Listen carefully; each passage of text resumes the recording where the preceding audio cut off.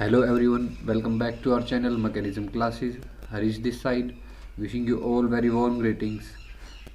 अब तक हमने कवर कर लिया था हाइड्रेशन ऑफ एल्कीन।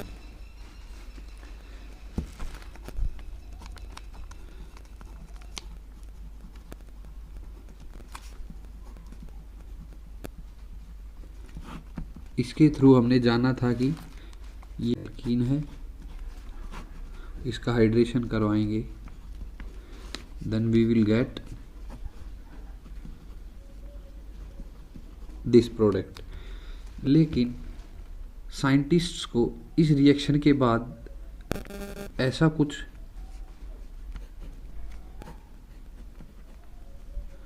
पाने की इच्छा हुई, यानी कि जो 1,2 हाइड्रेट शिफ्ट के कारण OH 3 डिग्री कार्बन पर जा रहा था स्टेबलाइज होने के लिए, वो उन्हें अब नहीं करना था और उन्हें ऐसा रास्ता निकालना था कि OH कहाँ पर फॉर्म हो, 2 डिग्री कार्बन पर। तो इसी चुल को दूर करते हुए उन्होंने एक रास्ता निकाला और उसी रास्ते को नाम दिया ऑक्सीमर्क्यूरेशन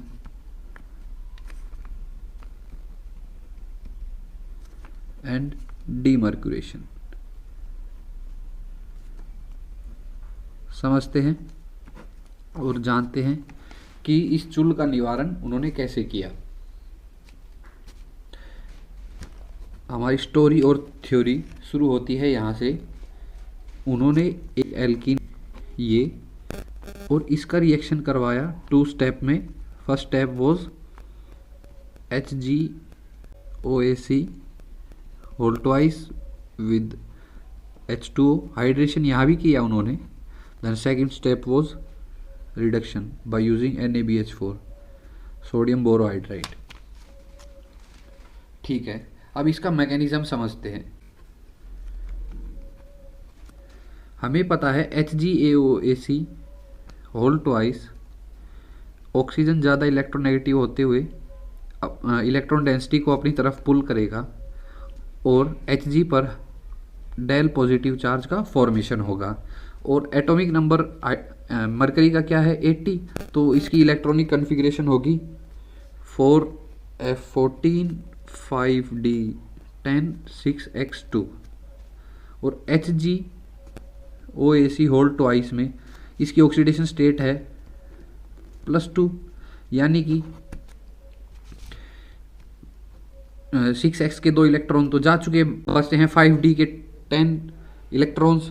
तो ये 5d के 10 इलेक्ट्रॉन्स जो हैं, इसमें मरकरी में लोन पेयर करैक्टर जनरेट करेंगे।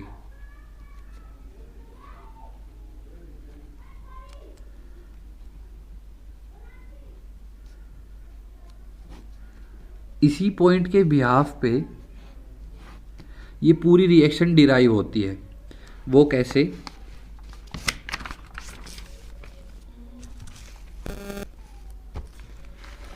ये एल्कीन, इसका रिएक्शन करवाया Hg और यहाँ पर ये काम कर रहा है डेल पॉजिटिव चार्ज होने के कारण इलेक्ट्रोफाइल का। And while alkene has pi electron density, so it is working like nucleophile, यानी कि न्यूक्लियस लविंग। तो एल्कीन अटैक करेगा Hg पर and the very spontaneous effect, the 1 OAc will leave and the reaction will be like sigma bond between OAc and mercury will form and 1 OAc is still there। ठीक है, एक और valency यहाँ पर carbon की अब खाली हो चुकी है और जो d इलेक्ट्रॉन्स के कारण मरकरी पर लोन पेयर का जो करैक्टर आया था, वो लोन पेयर इस पर अटैक करेंगे खाली वैलेंसी पर और फॉर्म करेंगे साइक्लिक ट्रांजिशन स्टेट।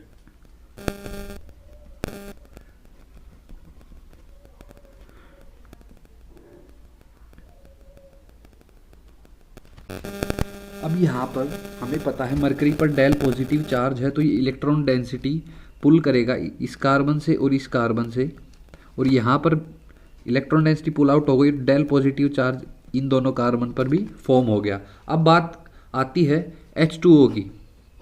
जो H2O हमने लिया था HgAOAC होल ट्वाइस के साथ, उसका काम अब आता है। H2O क्या करेगा, the OH from H2O will attack these positions. अब हमें सेलेक्ट करनी है, ये पोजीशन पर अटैक करेगा, ये पोजीशन पर अटैक करेगा। तो आंसर है इस पोजीशन पर अटैक करेगा, क्योंकि यहाँ पर stability of transition cyclic state will be more. Then we have got the OH attack from here and we got this, and this bond will break and HgOAC के साथ हम लेफ्ट आउट करते हैं। ठीक है, यहाँ तक अब बात हमें समझ में आती है। अब काम आता है NaBH4 का, that is reducing agent. It will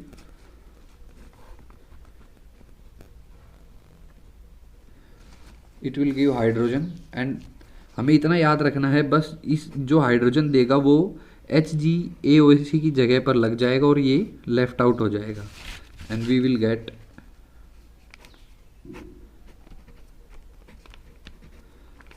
this product of this reaction. इसका कुछ एग्जाम्पल समझते हैं, फिर हमें और ये रिएक्शन समझ में आएगी।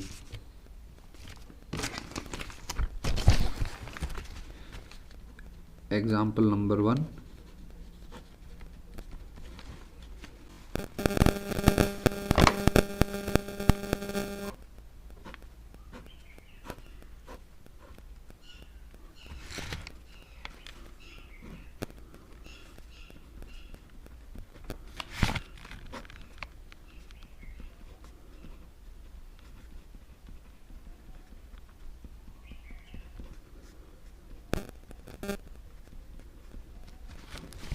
एग्जाम्पल नंबर फर्स्ट है। रिएक्शन शुरू करते हैं।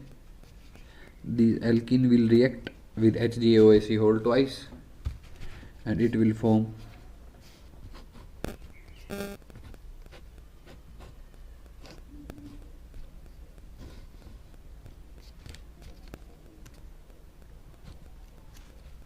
अब रिएक्शन कैसे होगी वो समझते हैं। एल्कीन अटैक करेगा Hg पर और फॉर्म करेगा साइक्लिक स्टेट, और साइक्लिक स्टेट कुछ ऐसी दिखेगी Hg प्लस। ठीक है, फिर आता है H2O का काम। H2O का काम ये है कि OH को लगाना और साइक्लिक स्टेट को तोड़ना। OH लगेगा यहाँ पर और यहाँ पर Hg रह जाएगी। Then the work of NaBH4 start.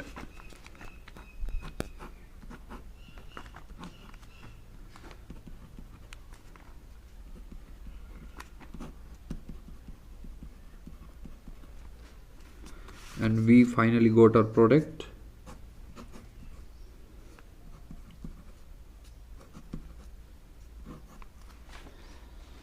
Next example, example number 2.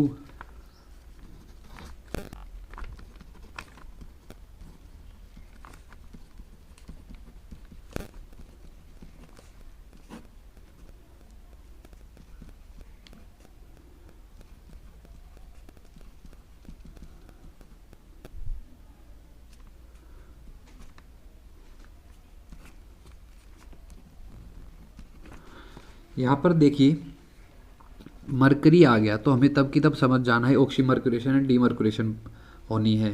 ठीक है, इतना हमें हिंट मिल जाता है। Then next we have ETOH instead of water, यानी कि यहाँ पर हाइड्रेशन के लिए ETOH यूज़ किया हुआ है, ना कि वाटर। लेकिन यहाँ पर सिर्फ और सिर्फ फर्स्ट स्टेप मेंशन किया हुआ है, सेकंड स्टेप NaBH4 या रिड्यूसिंग एजेंट गिवन नहीं है। तो हमें रिएक्शन को इस सेकंड स्टेप को इन्वॉल्व किए बिना ही कंप्लीट करना है और ETOH की रिएक्शन करवा के छोड़ देना है। बिल्कुल जैसा हमने समझा है मैकेनिज्म में कि एल्कीन रहेगी Hg पर और फॉर्म करेगी cyclic state.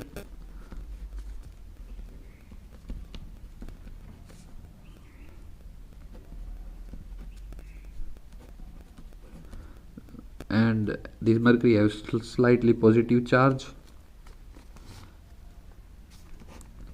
Then we have ETOH instead of water, CH3,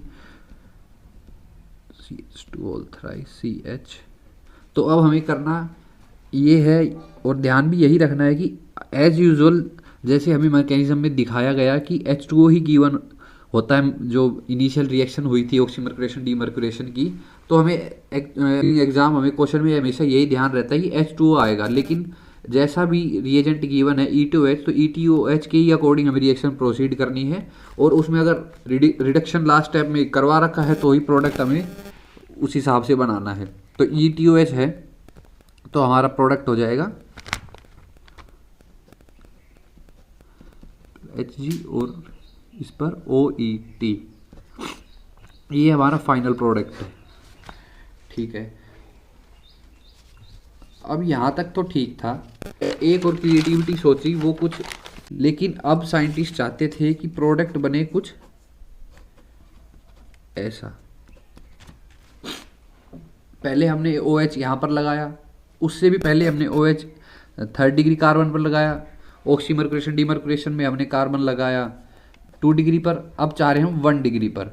तो 1 डिग्री पर कार्बन लगाने के लिए जो रिएजेंट यूज किए गए वो थे B2H6 diborane, hydrogen peroxide, and at last we used NaOH। ठीक है, तो यानी कि कंक्लूजन लिखे हम, अब तक हमने हाइड्रेशन ऑफ एल्कीन से क्या क्या समझा।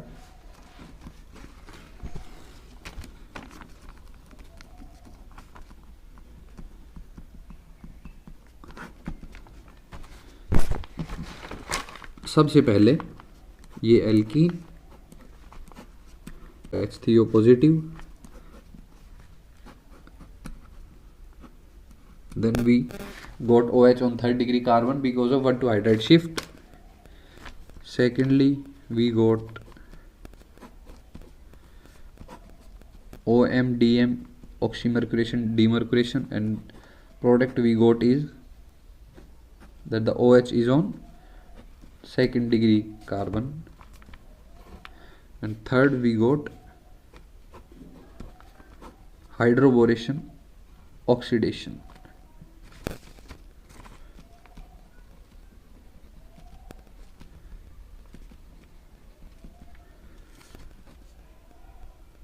And we got OH attached on 1 degree carbon. ये कंक्लूजन था। और OMDM की, हाँ एक और पॉइंट मुझे ध्यान आ गया है, वो ये है कि मान लीजिए ये रिएक्शन है, रिएजेंट बिल्कुल वैसा ही HgOAc होल ट्वाइस, और गिवन है ROH second, that is NaBH4। Product form होगा वो होगा OR, यानी कि ईथर। ईथर जब फॉर्म हुआ इस रिएक्शन का हमने स्पेसिफिकली नेम रखा, दैट इज एल्कोक्सी, क्योंकि ईथर को हम एल्कोक्सी भी कहते हैं, alkoxy mercuration and demercuration.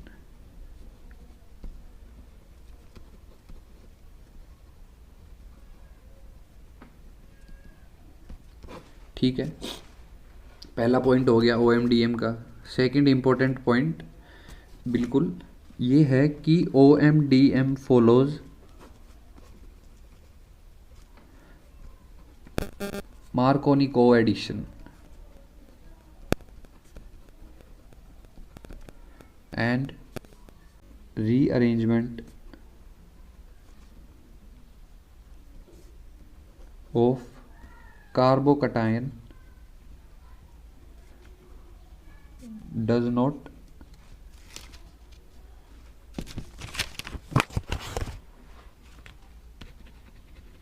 take place।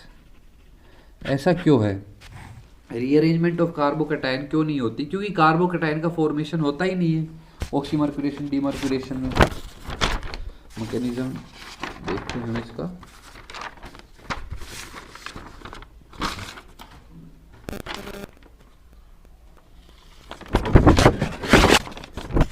ये रहा मैकेनिज्म। इसमें कभी कहीं भी कार्बोकैटायन फॉर्म नहीं हुआ, वो Hg पर स्लाइडली पॉजिटिव चार्ज फॉर्म हुआ था, ना कि कार्बोकैटायन। तो कार्बोकैटायन की रीअरेंजमेंट होगी तो तभी तब कार्बोकैटायन फॉर्म होगा, तो कार्बोकैटायन फॉर्म नहीं हुआ तो rearrangement of carbocation does not take place. That is the important point.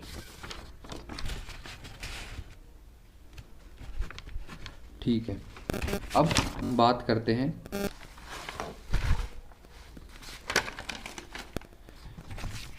एक एग्जाम्पल सोल्व करते हैं हाइड्रोबोरेशन ऑक्सीडेशन का, और वहाँ से हम हिंट लेंगे अपने अगले टॉपिक के लिए कि स्टीरियोकेमिस्ट्री कहाँ और कैसे इन्वॉल्व होती है रिएक्शन मैकेनिज्म के अंदर।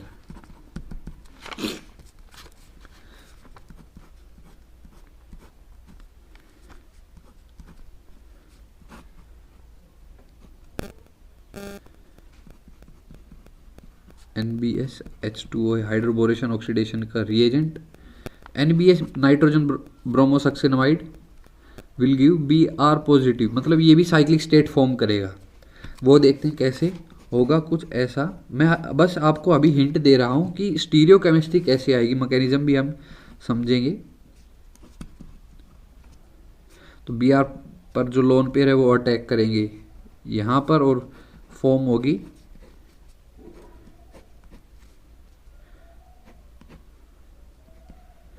साइक्लिक स्टेट ऐसे। अब मेरे कहने का मतलब ये है, जो Br है वो अटैक कैसे करेगा, एल्कीन है, बिलो द एल्कीन अटैक करेगा या अबव द एल्कीन अटैक करेगा। अगर केस 1 ले that is above the alkene, तो Br की जो रिंग होगी वो टुवर्ड्स आवर सेल्फ ऐसे फॉर्म होगी, केस 1। केस 2 कैसा होगा, बिलो द रिंग अटैक करेगा तो अवे फ्रॉम आवर सेल्फ। और जो ये CH3 है, sp3 कार्बन है, अगर ये अबव द प्लेन है तो ये ऑब्वियसली बिलो द प्लेन होगी, CH3 था ही, और ये बिलो द प्लेन है तो CH3 अबव द प्लेन होगी। तो यहाँ पर जो मेन रोल आता है वो आता है स्टीरियोकेमिस्ट्री का। प्रोडक्ट जो फॉर्म होंगे वो दोनों ही रिएक्शन से फॉर्म होंगे, और जो क्वेश्चन आता है एग्जाम में, जो ये प्रोडक्ट फॉर्म होगा, ये प्रोडक्ट फॉर्म होगा, इनका रिलेशन क्या है, ये क्वेश्चन आता है। एनेंशियोमर है, डायस्टीरियोमर है, आइडेंटिकल है, जो भी है। तो यही हम अब नेक्स्ट वीडियो में डिस्कस करेंगे कि how does stereochemistry affect the reaction mechanisms. So that's all for today. Thank you very much. Do hit like and subscribe button.